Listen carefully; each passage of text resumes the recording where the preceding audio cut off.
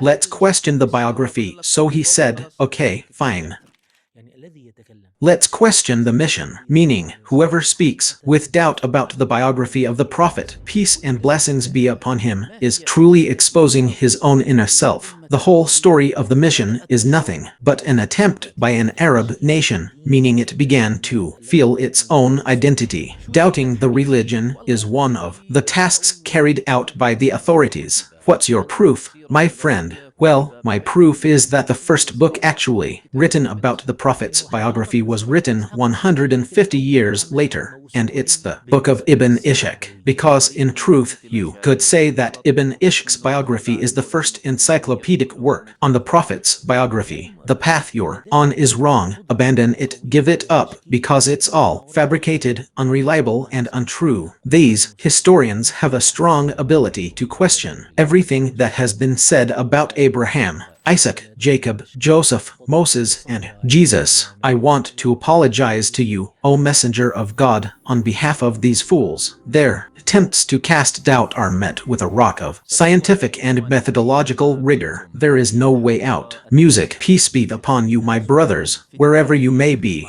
This is the 9th episode of the series 100 Questions in History with our regular guest, Professor Muhammad Al-Harmi. Welcome, Professor Muhammad. May God bless you, Abu Al-Harith. Today we will begin with the third topic, which is the biography of the Prophet. Yes, indeed. In this topic, we will pose 10 questions, just as we posed 10 questions in the first topic and 10 questions in the second. And with the beginning of the 9th episode, we begin with the topic of the pure biography of the Prophet. But before I begin, Professor Muhammad, because in this series we pose the pressing questions, yes, which are the doubts, let's say, that have been and are being raised about our history and the biography of our Prophet, and so on. Before we begin, I want to apologize to you, O Messenger of God, for these fools who have nothing to talk about, whose stock in trade is empty, who discuss your biography and try to raise doubts here and there in order to cast doubt on your prophethood, your mission, your message, and to cast doubt on this religion. Great indeed, but we give you glad tidings, O Messenger of God, that behind you are men, meaning truly, with God's help, who will defend this nation and every detail of what is mentioned in its history, its events, and its men. So rest assured, O Messenger of God, for their merchandise, God willing, will be returned to them. This is an apology before we begin, because I am ashamed of myself for asking these questions about things that are clear. I mean, Professor Muhammad, question number 21 in this series we heard in the Meat-Eater that all these events in the Prophet's biography are not true and are not reliable. What is your proof, my dear? My proof is that the first book written about the Prophet's biography was written 150 years later, and it is the book of Ibn Ishaq. So, how can we be certain about the events of the Prophet's biography? Yes, in the name of God, and praise be to God, and prayers and peace be upon the Messenger of God and upon his family and companions. Welcome, Abu Al-Harith, and I ask God to place this work on the scale of our good deeds and to accept it from us. And truly, the introduction you gave, I want to well add to that by saying that our Prophet, peace and blessings be upon him, raised a great generation, the generation of the companions, and the generation of the companions raised another great generation, the generation of the followers. A intellectual movement that these two generations produced is what makes the biography of the Prophet, peace and blessings be upon him, impervious to any doubt. In other words, whoever speaks with doubt about the biography of the Prophet, peace and blessings be upon him, is actually exposing their own inner doubts. Why? Because no one can prove anything about the lives of Moses or Jesus, even now, as we can prove the life of our Prophet, peace and blessings be upon him. If you go to secular historians who don't want to be holy books. These historians have a strong ability to cast doubt on everything that has been said about Abraham, Isaac, Jacob, Joseph, Moses, and Jesus. For example, if we open a book like Will Durant's *The Story of Civilization*, a Christian American writer, and he's talking about Christ in Volume 1, before he talks about the life of Christ, he presents some historians who criticized the contents of the holy books, pointed to the discrepancies and differences between the Gospels, the lack of historical evidence supporting the existence of Christ. In short, denying the existence of Christ has scientific merit. If we disregard what is stated in religions and focus solely on tangible evidence, it is quite possible that Christ is merely a myth. Same applies to Jesus. I am telling you this because a Christian man acknowledges or mentions him in his book. Same applies to Moses, peace be upon him, and even more so to those older than him, such as Abraham, Isaac, and Jacob. Meanwhile, the biography of our prophet, peace and blessings be upon him, is recorded with such precision and detail that we don't just talk about the prophet, we talk about his swords, his armor, his horses, his camel, and the companions even counted the gray hairs in his beard. About a year or a year and a half ago, a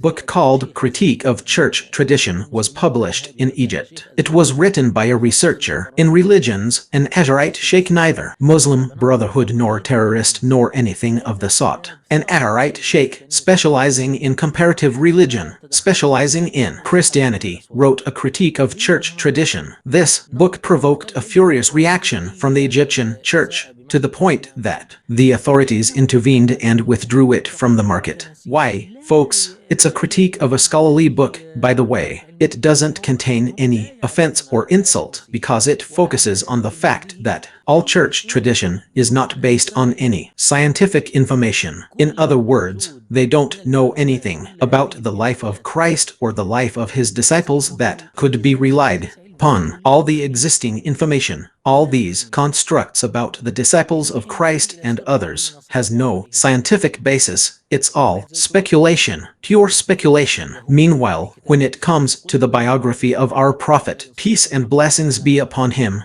someone like Claude Cahn, a French Jewish historian, says in his book Islam that we know more about the life of Muhammad, peace and blessings be upon him, than we know about the life of any other prophet, and that Muhammad was born into the light of dawn. The life of Muhammad is exposed, detailed in many ways. Many Orientalists who wrote about the prophet's biography, like Montgomery, for example, is an English Orientalist who wrote a two-part book. In my opinion, this book is the best work written by an Orientalist with the capabilities of an Orientalist. I mean, it contains a great many errors and misrepresentations, but as a scholarly work that an Orientalist, far removed from the chains of transmission and the like, could produce. This book is a book of proof, a very strong book, a two-part book, Muhammad in Mecca and Muhammad in Medina. In its first chapter, he talks about the sources of the biography. Look, the biography of the Prophet, peace and blessings be upon him, is narrated to us in detail, and these details, as we mentioned in the episodes on Islamic history, are based on the fact that they came through a chain of transmission that can be examined systematically and scientifically through the chains of transmission and narrations in a way that cannot be doubted. So, whoever doubts, we know immediately the extent of his ignorance, or the extent of his hatred. Okay.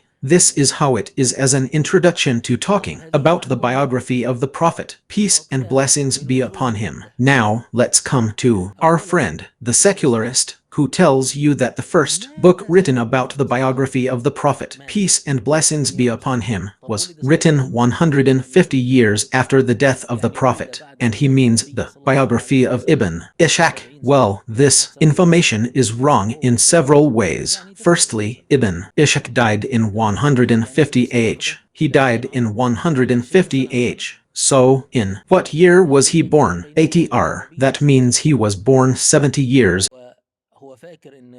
Only 90 years between him and the Prophet. He remembers that Ibn Ishaq wrote the book upon his death. For example, let's say he was seeking knowledge in 150 AH. So, between him and the Prophet, how many years was there? 90 years while he was seeking knowledge. And what does 90 years mean? Let me tell you something. Today, we are in December 2024. Yes, right. 90 years ago, I'm talking about something that happened in the 1930s, something that happened in 1930. So, if I wanted to find something that happened in 1934, imagine how many people between me and what happened in 1934, I mean, to get an eyewitness account for this event. How many chains of transmission do I need? For example, I knew Sheikh Karadarwi. May God have mercy on him. Sheikh Karadarwi was born in 1926. Anyone who knew Sheikh Karadarwi can tell you about the incident that happened in 1934. They are an eyewitness. So, between me and him, there is only one person. Between me and the incident that happened 90 years ago, there is only one person. Now, let's say, sir, a revolution like the 1919 revolution. Between me and it now are 100 or 105 years. Yes, a revolution like the 1919 revolution. Now, Karadarwi, I take this chain of transmission, the one I knew and heard from, knew Hassan al-Banna and heard from him.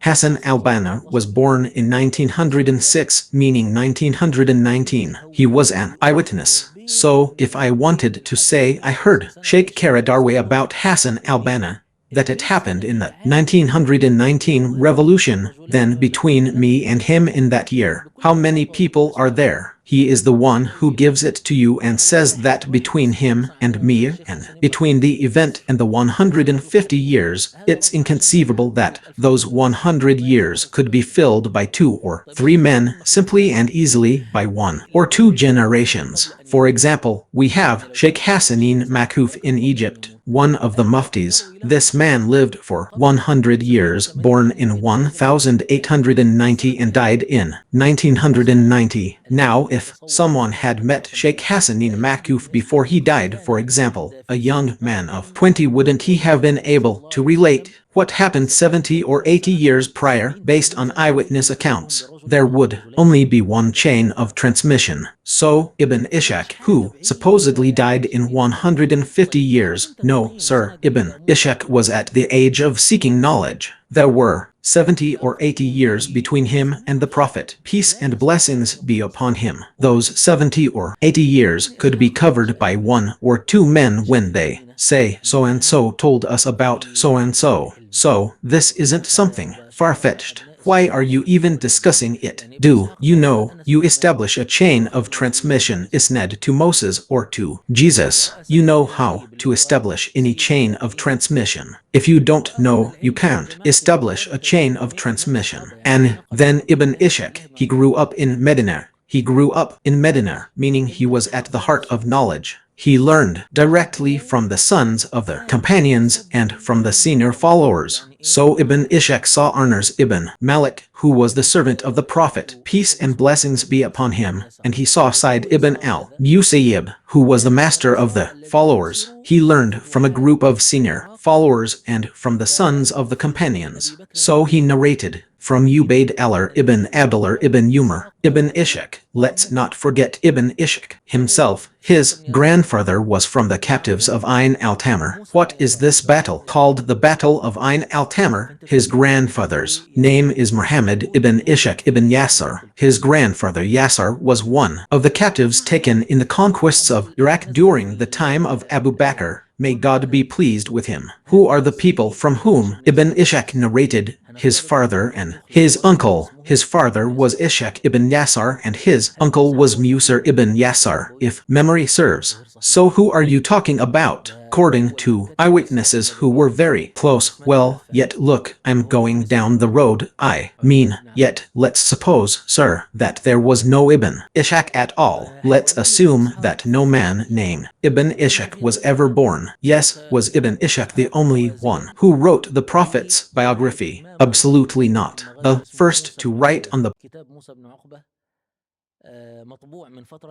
Musar ibn Ukbar's book was printed some time ago, but it was recently published with a beautiful edition by Dr. Muhammad al-Tabarani in Morocco. The Madharzi of the Prophet, peace and blessings be upon him, by Musar ibn Ukbar. So, if there was no Ibn Ishaq, the companions and the followers who transmitted knowledge to Ibn Ishaq, just as they transmitted it to Ibn Ishaq, transmitted it to others besides Ibn Ishaq, and the rest of them transmitted it. This shows you that the one talking about the subject doesn't understand how the Prophet's biography reached us in the first place. And all this while I'm talking about Ibn Ishaq, and then he also imagines that the Prophet's biography was written during Ibn Ishaq's time, which is incorrect. The Prophet's biography was written and narrated during the Prophet's lifetime, and the first and foremost source is the Holy Quran. There isn't a single important event in the Prophet's biography that isn't mentioned in the Holy Quran. For example, the Prophet's mission, his dialogues with his people, their arguments, their request for miracles, and their demands for miracles. All these dialogues happened during the Prophet's life, his mission, his dialogues with his people, the miracles, the hour drawing near, the splitting of the moon, the night journey and ascension, which are mentioned in Surah Al-Isra and Surah An-Najm, his relationship with his wives, and the battles. A battle of Badr is mentioned in Surah Al-Anfal and Surah Al-Imran. The battle of Uhud is mentioned in Surah Al-Imran. The battle of the Trench is mentioned in Surah Al-Arzab, and the peace treaty, the battle of Hudaybiyah, is mentioned in Surah Al-Fath. The conquest of Mecca is mentioned in Surah An-Nasr, and the battle of Tabuk is mentioned in Surah At-Tawbah. Yes, I mean the events. His relationship with his wives, as I said, his relationship with his companions, his relationship with the hypocrites, all of this was written during the life of the Prophet, peace and blessings be upon him. A Holy Quran was written during the Prophet's lifetime, memorized, recited, and became well known. Okay, what wasn't mentioned in the Holy Quran was mentioned in the hadiths of the Prophet, peace and blessings be upon him, the hadiths that were transmitted with chains of narration, as we mentioned before in previous episodes. These hadiths contain much of the Prophet's biography, peace and blessings be upon him, and the hadiths of the Prophet, peace and blessings be upon him. This is one of the things that some people overlook. The hadiths of the Prophet were written during the Prophet's time, and there is a topic, the topic of recording the sunnah. This is a topic, and the writing of hadiths. Yes, it was narrated from the Prophet that he said, "Do not write anything from me except hadiths and the Quran. Whoever writes anything from me other than the Quran, let him erase it." This hadith, how did it reach us? It reached us through the Quran. No, it reached us through the sunnah. Yes, and they heard it. Yes, while we were writing with the messenger of God, he said, "The two cities of Constantinople and Rome will be conquered." We wrote, and some the companions had a written record, meaning that many of them wrote about the Prophet, peace and blessings be upon him. So why did the Prophet forbid writing? For fear that it would be mixed with the Quran. But Al-Mamun, fearing that the Quran would be mixed with the hadith, wrote it down, and the companions inherited these written records. So, I'm telling you, forget about Ibn Ishaq altogether. The primary source of the biography is the Holy Quran and the hadiths of the Prophet, peace and blessings be upon him, which were written during his lifetime. After that, when you read, for example, Ali ibn al-Hussein said, "We used to learn the battles of the Prophet, peace and blessings be upon him, just as we learned the chapters of the Quran." And Ismail, the grandson of Sa'd ibn Abi Waqqas, said, "My father used to teach us the battles and expeditions of the Messenger of God, peace and blessings be upon him, and recount them to us, saying, "These are the noble deeds of your forefathers, so do not neglect them." So, just as they learned the Quran, they also learned the battles and the biography. Therefore, when you come to say that Ibn Ishq wrote the first book in the year 150, this is incorrect for several reasons. Ibn Ishaq wrote in the year 150. 100 years isn't a long time in terms of writing. What's written is in the Holy Quran and in the Hadiths of Bur, because, in reality, you could say that Ibn Ishq's biography is the first encyclopedic work on the Prophet's biography. Ibn Ishaq said, "People here are learning about the Prophet's biography, peace and blessings be upon him. People here know it, and I want to write a book that compiles the Prophet's biography from beginning to end in chronological order." This is the addition that Ibn Ishaq made. He compiled the biography between the covers of one book. He wasn't the only one who did this, but he was the most comprehensive. Consider it an encyclopedia. Now, if I were to come, let's create an encyclopedia, not just give a hypothetical example. Take the Yorabi revolt, for instance. This Yorabi revolt happened in Egypt in 1882, meaning there are 140 years between now and now. There's a historian still alive today named Warren Cole, a foreigner, not even Warren Cole himself, who wrote a book about the Yorabi revolt called Colonialism and the Revolution. Yes, Colonialism and the Revolution, published under that title. It was previously published by the National Center for Translation under the title The Cultural and Social Origins of the Yorabi Movement. This book was published in 1991 in its English version, about 110 years after the revolt. So, did anyone say, "Don't trust Warren Cole's book just because it was written 110 years after the event"? He wasn't even discussing the Arab revolt itself. He was discussing the reasons that led to it. He was discussing events 120, 130, and 140 years before the revolt. This book remains a cornerstone of the works on the subject. Ibn Ishaq gathered scattered information and placed it within a single framework. This beautiful and impressive work is truly remarkable. Ibn Ishaq was, of course, one of the leading scholars of the Prophet's military campaigns. His teachers, those who taught him, attested to his quick comprehension and vast knowledge. When he compiled this book, efforts were focused on its preservation,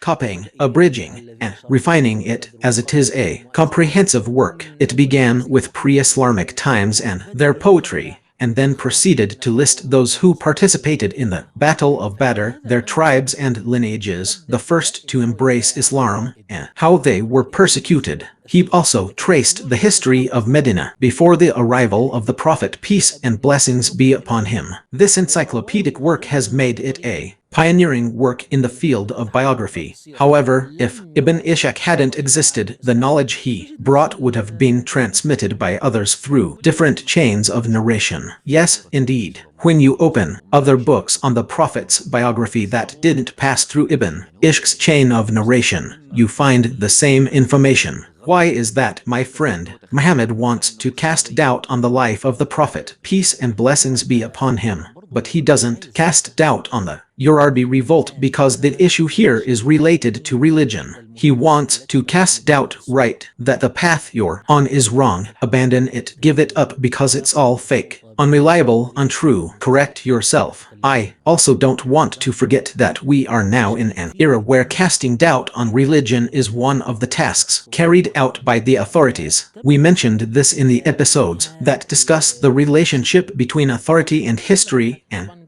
is written by the victors, as we talked about. Yes, you are now in an era where casting doubt on religion is one of the tasks carried out by the authorities, truly, and they send media outlets to spread corruption on earth. Let me tell you something. Of course, this media figure who appears on television is capable of saying these things. Well, I read in a magazine published by Dar Merit, a well-known publishing house in Egypt that publishes a quarterly or semi-annual magazine, about a year ago, that the writer casts doubt on the Holy Quran and says that the text we have is, this text has been distorted, altered, added to and subtracted from. This is research published in Al-Azhar, Egypt, on the Holy Quran, just so that people wouldn't understand this level, or rather, so that it wouldn't be too difficult for them. They didn't reach this level in visual media, but the written media did. So let's never or struggle for anything. It's natural, yes, a person can't strive or struggle if doubt enters them. But the big problem is that their attempts to cast doubt run up against a scientific and methodological rock that is insurmountable. Everything transmitted from the Prophet, peace and blessings be upon him, we know its degree of authenticity and weakness. Yes, that's right. And even now, to this day, work is still underway to trace Ibn Ishaq and study his narrations. So, sir, if you don't like Ibn Ishaq, I'll bring you a book from 1,300 years after Ibn Ishaq. When you pick up, for example, a book like Dr. Akram al-Umari's Biography of the Prophet, the authentic prophetic biography, and you see how every report, of course, the book The Authentic Prophetic Biography is a summary of research from each period of the Prophet's life, written by a graduate student at a university under the supervision of Dr. Akram al-Umari. Each period included all the narrations transmitted within it, and he judged them according to the methodology of the hadith scholars to determine the degree of authenticity of each narration. Dr. Akram al-Umari then compiled the summary of the authentic narrations in his book The Authentic Prophetic Biography. Another book is The Authentic Prophetic Biography by Dr. Ibrahim al-Ali. Another book is The Prophetic Biography, as it appeared in the Authentic Hadiths by al-Suwayrni. Sheikh al-Albani also made an incomplete attempt at the Authentic Prophetic Biography. Even the Encyclopedia on Authentic Biography includes a group of scholars, including Sard al-Marsafi and others, and a large number of people. Musar al-Azmi wrote The Hidden Pearl in the biography of the trusted prophet, which also summarized the authentic narrations. I tell you, every report that has been transmitted about the prophet, peace and blessings be upon him, we know to what extent this report is authentic, good, weak, or supported by other narrations. It is supported by others. Otherwise, even encyclopedias exist. We have a book like al-Makrizi's Intar al-Asmar, The Delight of the Ears, printed in 16 volumes. Itar al-Asmar by Mal al-Nabi Salar al-Arhu alayhi war Salam min war al-Thiyab war al-Matar, The Delight of the Ears with a Prophet, peace and blessings be upon him, from his wealth, clothes, and belongings. It is a comprehensive encyclopedia. So, of course, Professor Muhammad, this poor fellow, also forgot that the Arabs possessed an ironclad memory. It is true that at one time they did not criticize those who wrote. They were people who memorized and transmitted very accurately. So what about when this skill and this blessing are transformed into a religion? It is true that they transmitted the religion, not just the biography. Not just everything about the Prophet, peace and blessings be upon him. It is true. So, if we wanted to summarize the idea of how we can trust what has been narrated about the Prophet's biography, peace and blessings be upon him, in one line, what would we say? We would say the following: the biography of the Prophet, peace and blessings be upon him, is the most reliable biography transmitted about any human being in all of known history. The writing of the biography was during the time of the Prophet, peace and blessings be upon him. The most important sources of the Prophet's biography are the Holy Quran and the prophetic hadith. The companions and their successors transmitted the biography just as they transmitted the Holy Quran. The works of those who compiled the biography are all subject to rigorous scientific and systematic scrutiny. This level of scrutiny was never available to any prophet. May God reward you. Question number 22 in the third section of this blessed series. Look, sir, there are some secularists, Orientalists, and atheists sitting here, and opposite them are some secularists, Orientalists and atheists sitting to the right. They said, let's cast doubt on the biography. So they said, okay, let's cast doubt on the mission of the Prophet, peace and blessings be upon him. So, what did these people say? They said the whole story of the mission is nothing but an attempt by an Arab nation, meaning they were beginning to feel their own identity. So they said, let's create a mission and bring forth a prophet from among us. These people here said, no, my friend, this is wrong, it's not accurate. The mission is simply that the Banu Hashim felt their leadership and authority were. This kind of talk will make anyone who sees it doubtful. And how can we prove the prophethood of Muhammad, peace be upon him, to non-Muslims when those raising this issue are Orientalists, secularists, and atheists, meaning they are far removed from religion? Yes, I see proving the prophethood of the Prophet, peace be upon him, to non-Muslims has many facets and approaches. Muslims have written books on the proofs of prophethood, discussing the miracles of the Prophet, peace be upon him, and his foretelling of events that occurred without his having access to knowledge of the past or future matters that cannot be known through reason alone. The issue of proving prophethood is a complex one, but I want to pause now. I'll come back to it later, God willing. But I want to focus on what makes them want to avoid questioning the mission of the Prophet, peace be upon him. Peace and blessings be upon him. This is the same motivation behind trying to cast doubt on the existence of a creator for this universe. Look at the state of Western science. It still clings so strongly to the theory of evolution and Darwinism. No, the truth is, the moment we acknowledge the Creator directly, the world will change. The core of Islam and of religions in general is belief in God and the Day of Judgment. Belief in God is a pillar, and belief in the Day of Judgment is another pillar. Belief in God convinces a person that he is not the sole master, the only one in control of his own destiny, the one who wants to set himself up as a god when there is no God. This is very difficult for the arrogant soul who wants to escape the Day of Judgment. He wants to take away the fact that man is the master of his own destiny, acting as he pleases, as he desires, and as his pleasure, lust, and self-interest lead him, without any consideration for the Day of Judgment. This day tells you that there is an accounting, so you will be resurrected after death to be judged for what you did. The person who doesn't want to live life as he pleases, as he desires, must deny one or both of these things. For example, some philosophers said that God created the world as a craftsman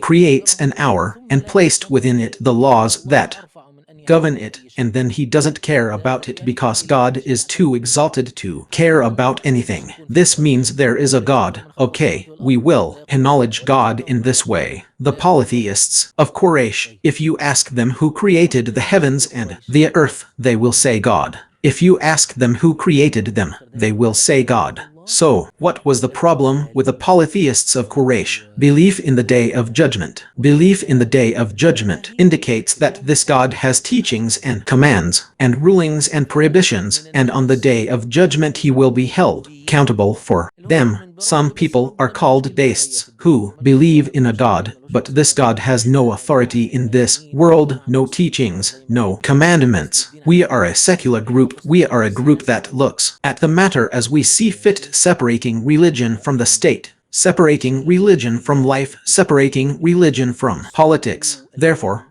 doubting God and doubting the Day of Judgment, its underlying origin is the soul's attempt to accumulate and to transcend its limits. That is why God, blessed and exalted is He, said it does. Man think that we will not assemble His bones. Indeed, we are able to perfectly recreate His fingertips, meaning we can restore His fingerprints exactly as they were. Man wants to explode before Him. This is what it is. This is the secret.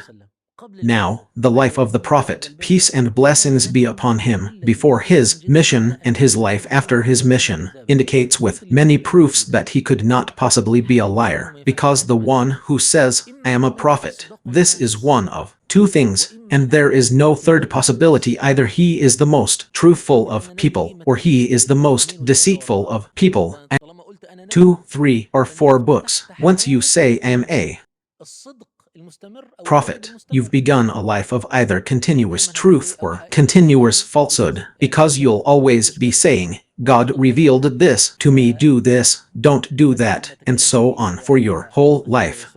Remember when we talked in the episode about Syria, and we were talking about Heraclius, we said that Heraclius asked Abu Sufyan, did you accuse him of lying, before he made this statement?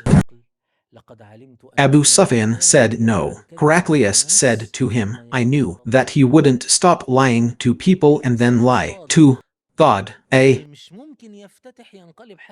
truthful person can't just start a life of constant lying and then change his ways. How can he begin a life of constant lying? The Holy Quran itself contains much blame and admonition directed at our Prophet Muhammad, peace be upon him, which the Arabs of that time couldn't bear. Even psychologically, the Arabs of that time couldn't tolerate being spoken of about their wives or having their household secrets revealed. The Quran was revealed saying, O Prophet, why do you prohibit what God has made lawful for you, seeking to please your wives? And God is forgiving and merciful. Merciful, God has ordained for you the permissibility of your wives. And when the Prophet confided a conversation to one of his wives, and they kept it secret, and God made it known to him, this is an important point. By God, Professor Muhammad, even psychological matters are addressed. O you who have believed, when you have eaten,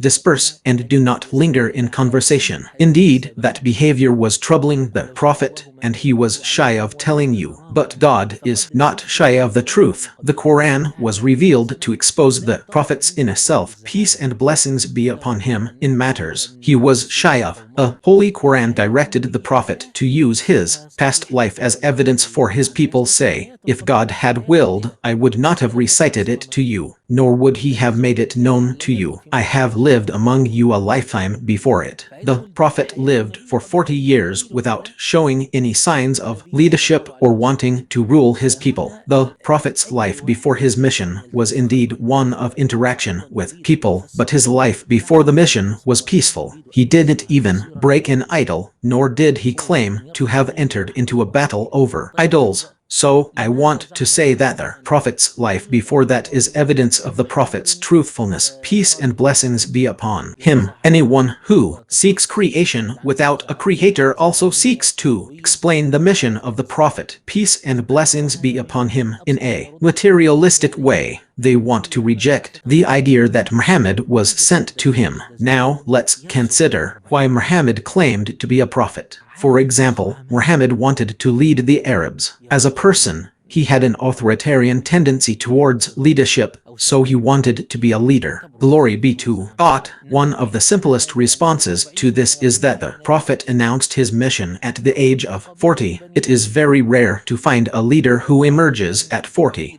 Leaders usually emerge from a young age when leadership qualities are evident, but someone who remained quiet until 40 and then declared himself a prophet, or the Banu Hashim tribe, wanted to improve their position after their economic collapse and decline in social standing among the Quraysh, so they claimed he was a prophet. This is an old saying of Abu Jahl, we are equal, and the Banu Abd are competing with us, and the Banu Abd Manaf are the ones who possess honor. They fed him, so he fed them. They gave him water, so he gave them water. Then, when the caravan had outpaced us, and we were like 2 horses in a race, they said, a prophet has arisen among us. How could that be? If this were true, the first to embrace Islam would have been the leader of Banu Hashim, Abu Muttalib Abu Talib, but this didn't happen. Many of the Prophet's cousins and uncles remained non-Muslim. Abu Talib's sons didn't convert, and the Prophet's uncle, Abu Lahab, was one of his fiercest enemies.